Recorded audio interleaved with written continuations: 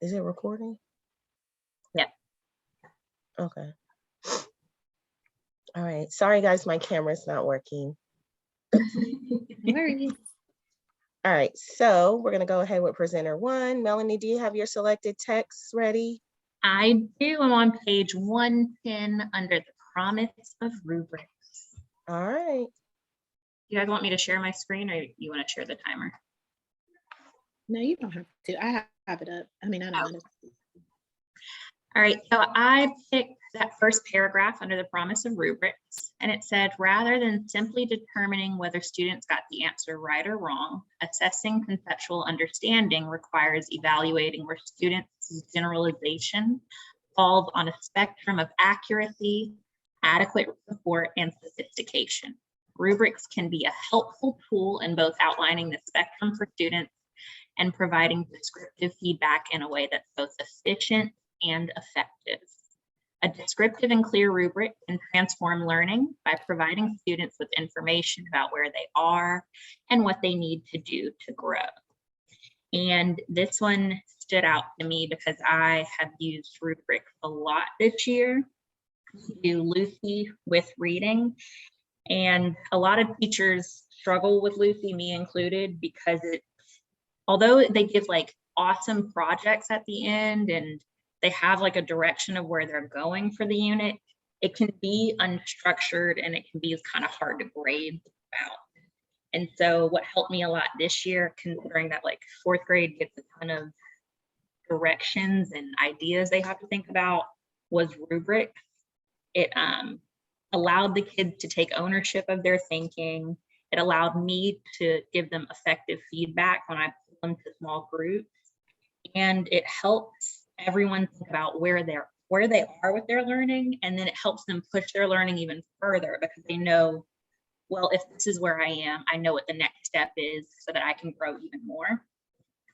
I did notice, I think it was on page 111, what I'm not doing with my rubric that I do want to try in my class is to include like really effective work samples along with the different levels.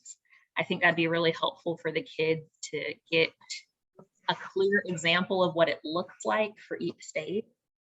It will definitely help even more as I pull them for small groups to give some strong feedback. And that is everything I noticed. Okay. All right. Thank you, Melanie. And we will have 2 minutes for someone to respond.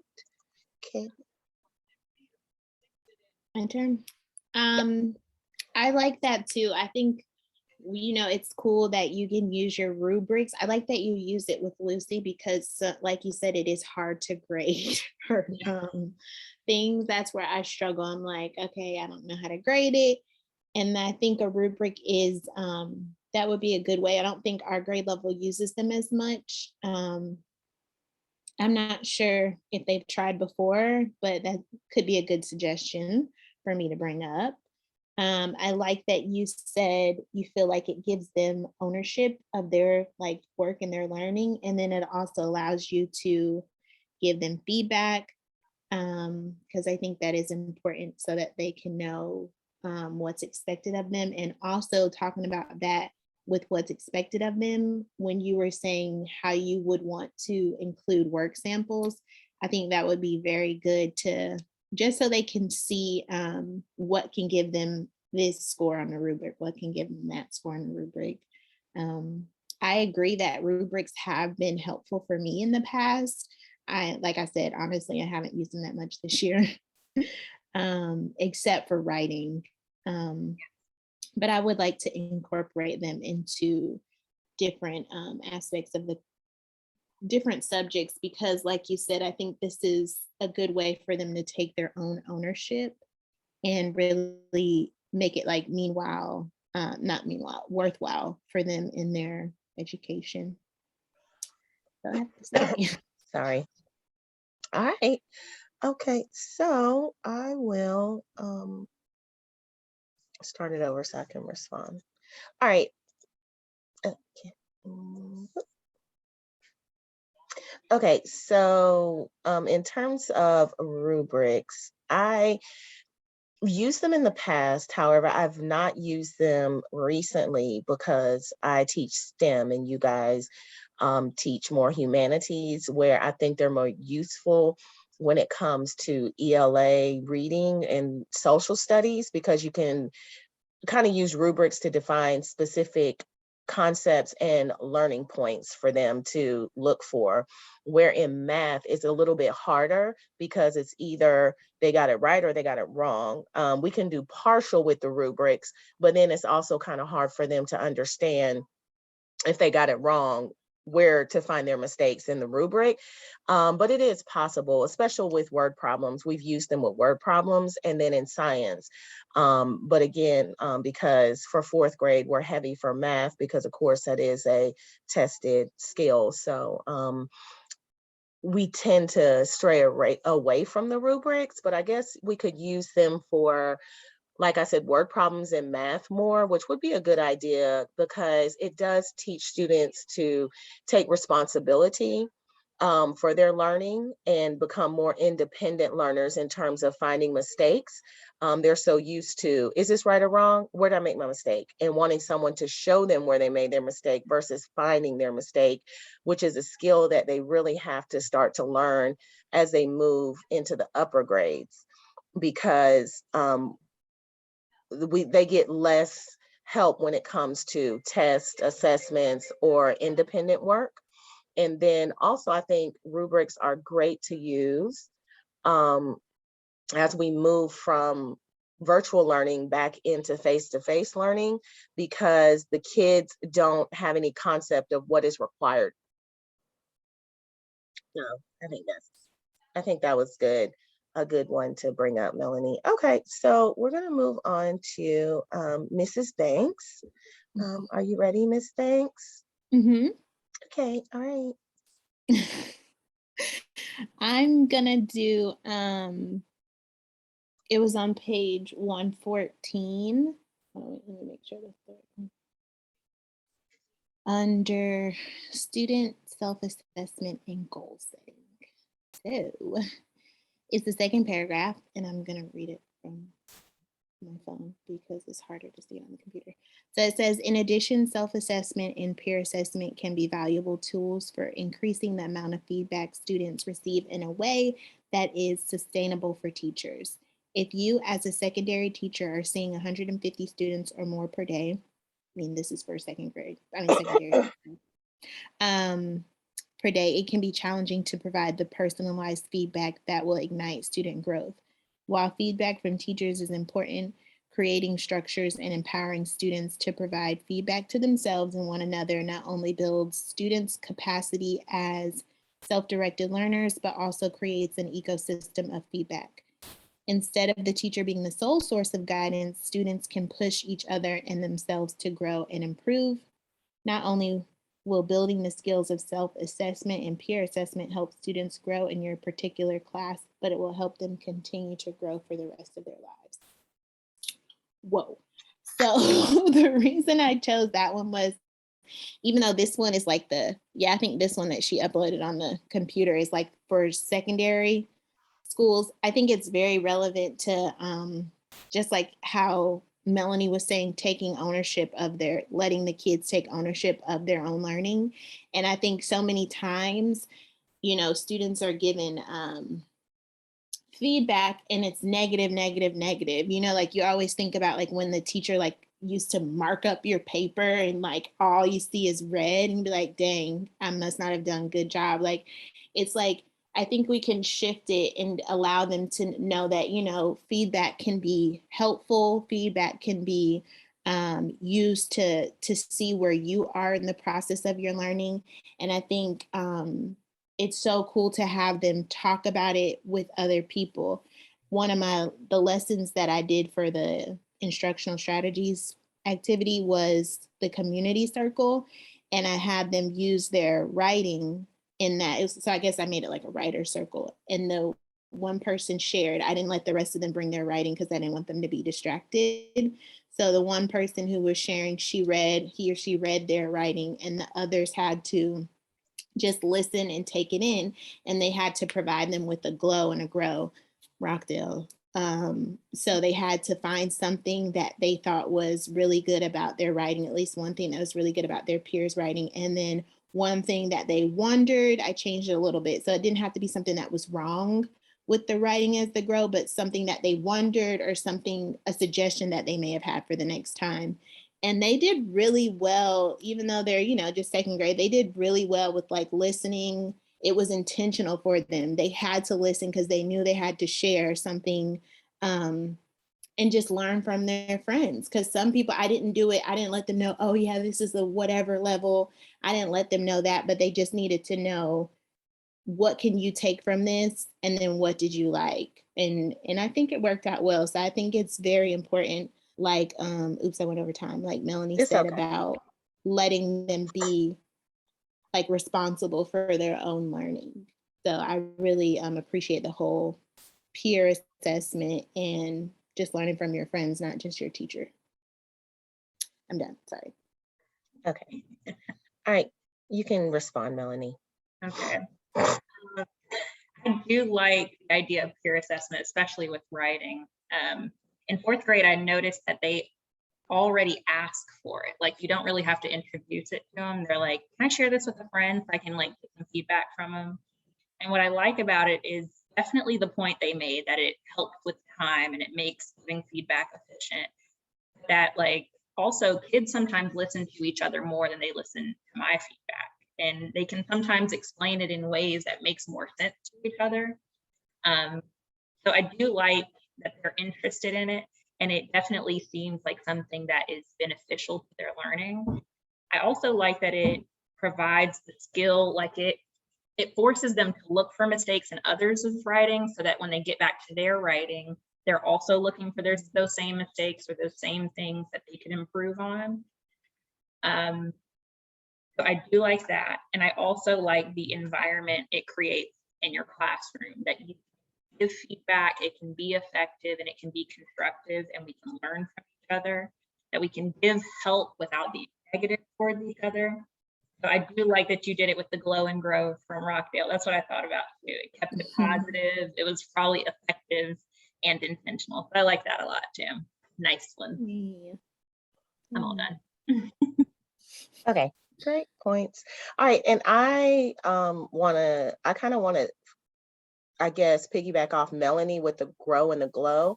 I think for this particular population of students that we work with, it definitely is beneficial for them because they do like to see where they can grow. And they also like to see the areas that they're doing well in. I do like the peer kind of assessments, again, because humanities probably uses it more for writing. We do use it for math, but in a different way. I do it more as peer teaching, and then them helping each other by checking their work together, and then using that collaboration piece for them to then help each other find each other's mistakes at the same time.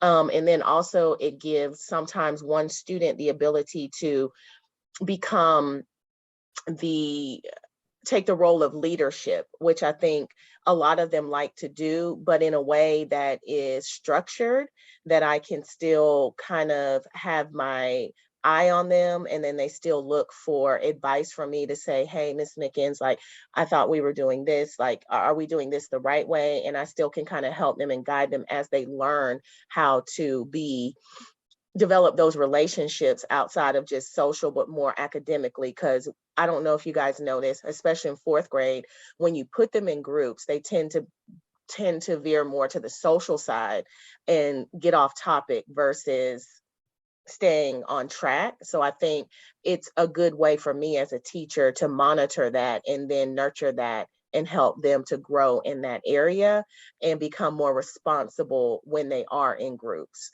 or when they are doing like peer assessments or peer work with each other.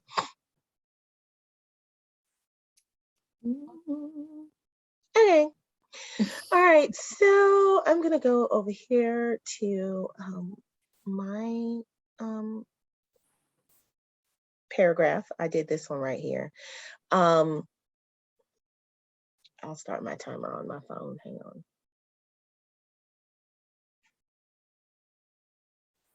Okay.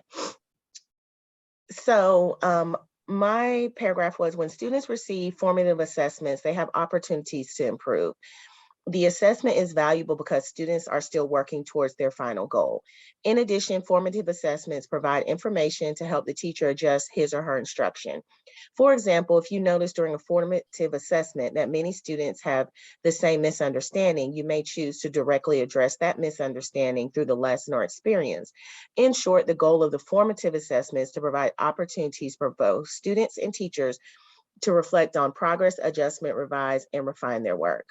So for me, I really like this and chose this paragraph specifically because I love formative assessments, specifically for math, because it helps me, like it said, to specifically direct my teaching or my reteaching or my instruction to whatever the specific misunderstanding may be, which a lot of times most of the students have the same common misunderstandings for math for some reason, especially in fourth grade. And then it gives the students the ability to go back and check their work, to reassess it, to say, okay, this is what I need to do, to adjust or revise, because normally if they make the mistake on problems 1 and 2, they've made the same mistake throughout their whole assignment. So then it gives them the opportunity to say, okay, this is a mistake I'm making, and let me make sure that I don't make that same mistake throughout the rest of the assignment. And then also, like, for teachers, I think it's really helpful that a lot of teachers miss this, that I've noticed, especially in my grade level, with my STEM teachers, they miss the opportunity of formative assessments to help reteach the students before they get to the summative assessment. And then they get to the summative assessment and then they're like, oh my God, my kids didn't understand this. Well, they didn't understand it before the summative assessment. You didn't catch that in the formative assessments. You use that as independent work, which is fine, but then you also don't use it in a way to adjust your teaching to kind of monitor students and say, okay, everyone's getting number 5 wrong. They're all, let me go back and reteach number 5 and stop and say, hey guys, I want you to take a break for a minute. Everyone eyes on me. We're going to look at number 5 together, and then walk them through it and then reteach that or find a different way to deliver it. So I think that that's an area that definitely is overlooked by teachers in the formative assessment. They tend to try to hone in more on the student aspect of it versus their own aspect, which is something that I think a lot of teachers do, because we're teachers and we, of course, think our instruction is the best and doesn't need improvement all the time. So, but I think formative assessments are a great way to make sure that we touch on both not student opportunities for growth, but teachers as well. Oh, perfect. All right. What a great passage. Yeah. I know. I was reading and that really stuck out to me. I really liked that one. As I was reading through the chapter, it really made me reflect on my own teaching. Perfect. Look at you. Who goes first, Melanie? I'll go first. Yeah. I agree. I think what stood out to me while you were talking was the point of reflection. And I've always thought that as a teacher, that is something that's very important that you should do with, or do as often as possible. I know it's not as possible every day, but it made me think of when I was teaching 2nd grade and I was teaching math, that we would do like a daily must do. And after the mini lesson, they would have to do like a quick 1-2 problems that I think y'all do with, I think it was Engage before, but it's something else now, the math program that you guys do. Where it's like a daily assignment where they complete it and they turn it in, and I can do a quick check. Did you understand what I taught that day? And through that, I could create small groups, pull them back for feedback, and then maybe reteach or decide if I needed to teach it again the next day. So I agree that reflection is something to consider. Did I explain the skill the right way? Did I teach it in a way that connected to previous learning? And I got to say that, like, with humanities, they are very intentional. After like reading through this chapter, I felt like we are very intentional about all assessments, both formative and summative. And it definitely made me feel pretty proud of the team for being so consistent with those assessments. And now it just makes sense of why we do it so often. But I do agree that reflection is one of those big parts of teaching. That's all I got to say. I think that's great that you brought up the exit tickets, Melanie, because I think exit tickets are sometimes underused, and again, more for feedback for the student versus stopping to say, hey, did I teach this wrong? If I got 25 students and 20 of them Yeah. didn't do well, then it's like, is that teacher delivery or student understanding? And I think that's a major place that a lot of teachers have an area of growth in, because of course we don't want to think there's anything wrong with our teaching. We want to we want to tend to say, oh, the students don't understand it. But yeah, that was a great point. All right, Tamanique, Miss Banks. I also liked that passage. The thing that I wrote down is the same kind of thing as Melanie about being reflective. I think I 100% agree that I think that not only should we be reflective, but we should teach students how to be reflective. Because I think if they're reflective, they also can think about how they think and how they learn. And I think it was a very good point that you said, Sam, about how you use formative assessments to direct your teaching and then reteaching if you need to. I actually feel like I use way more formative assessments in math than I do in like the humanities side because of like Eureka and Engage New York. Like if you really use them and use the program, it kind of does it for you. It allows for many different opportunities, but it's like you said, if the teachers are not using it like they should and they're using them as, oh, you sit there, do this work, instead of like really using it to help them and see where their students are missing, sometimes it helps me to know where I didn't spend enough time, like just being honest, like, oh, okay, I thought they all got that, so I didn't spend too much time on it. And then I have to kind of go back and be like, oh, okay, maybe they did need it in different examples because they understood it on the surface level, but maybe they didn't really understand it deeply. So I definitely think that it's so helpful to use formative assessments, how they're supposed to be used to guide your instruction. But yeah, I agree with both of you guys. It's a wrap. Okay. All right. So now what we're gonna do is going to, I guess our next goal is to discuss, now that everyone's presented some important or interesting ideas around changes in teaching, the coaching or administrative practices. So does anybody want to share anything?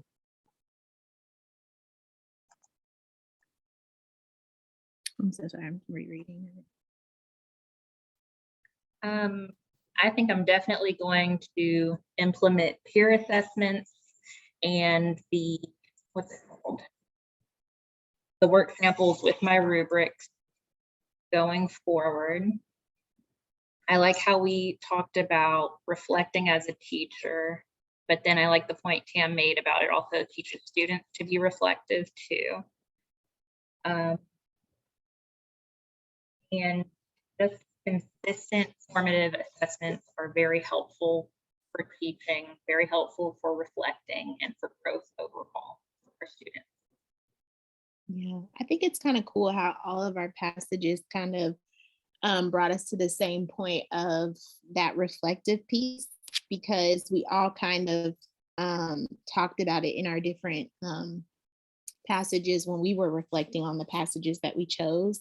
And I think that shows, I mean, that right there, I think is what shows that not to toot our own horn, but that we're good educators, because you can't just go into it and not change and think that, oh, my way is the best way. Yeah, I know everything. Like if they don't get it, it's because they don't get it. It's like, no, it shows that we're still learning, we're still growing as educators, and we're open to, whatever we need to do to make sure that our students are learning and understanding. So to me, it kind of like solidifies the fact that we're actually really great teachers. And I think that that's, something that all effective teachers should do. So. Yeah, I think Tam made a great point, and I think it's because we all come from similar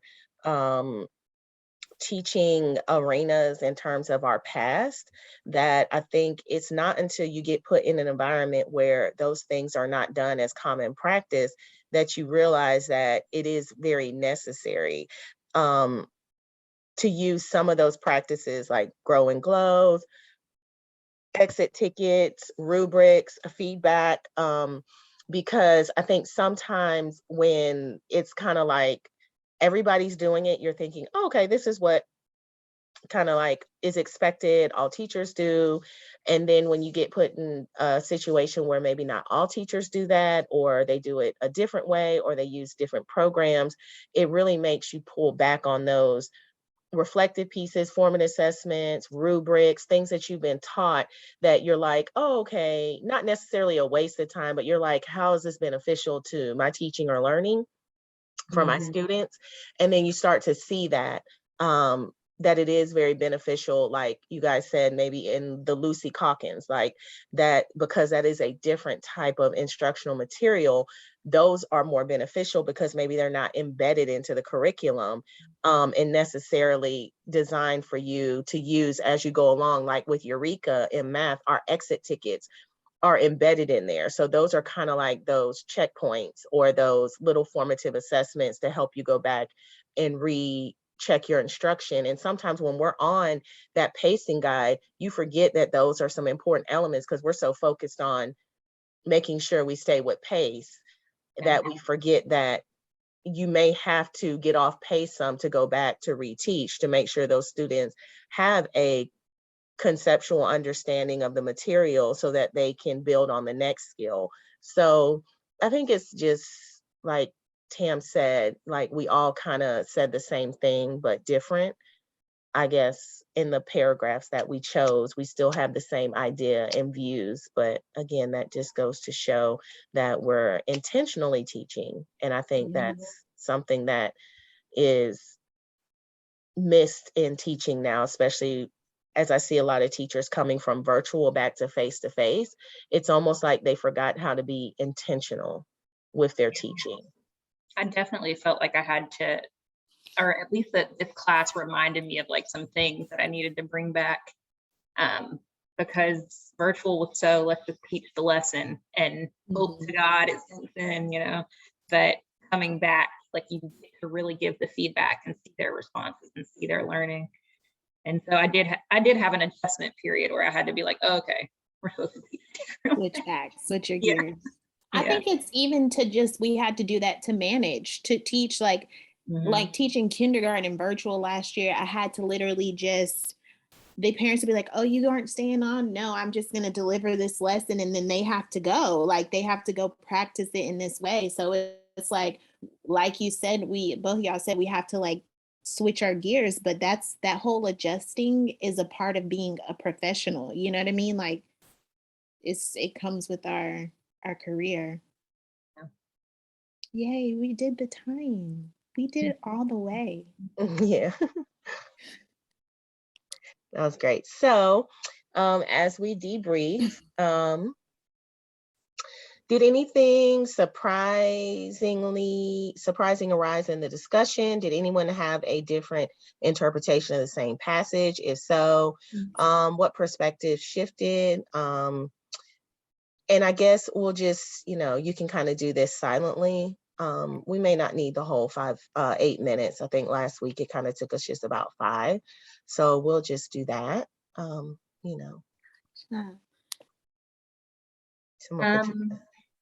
don't know if I had anything that was surprising. I did like going over it. Or maybe what was surprising was realizing that I knew all of these tools and that they're all tools that I've used before or I'm using now.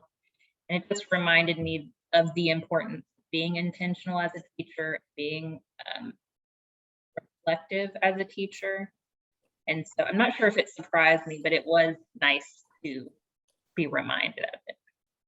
Yeah. Mhm. Okay, I so agree. I gotta find my journal so I can write it down. I may have to just write it on a sheet of paper today. Oopsie, it's Christmas break stuff. Um, but yeah, I'll give you guys a few minutes to do that. Okay.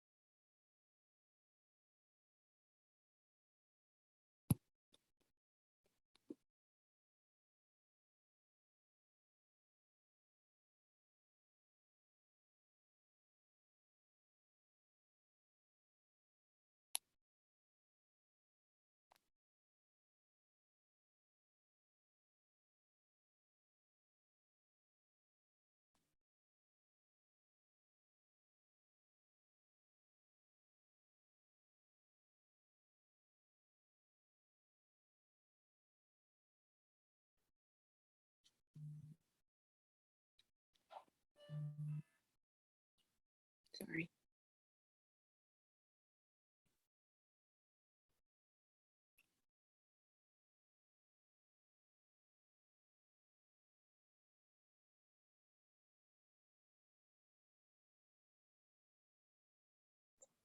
Okay, guys. I don't know if you guys need more time. I think I pretty much have wrote down about what much I needed to reflect on. You Yeah, I guys just need more finished. time? No, No, I'm I'm good. okay. I just finished. Okay, all right, perfect. So I think that is going to conclude our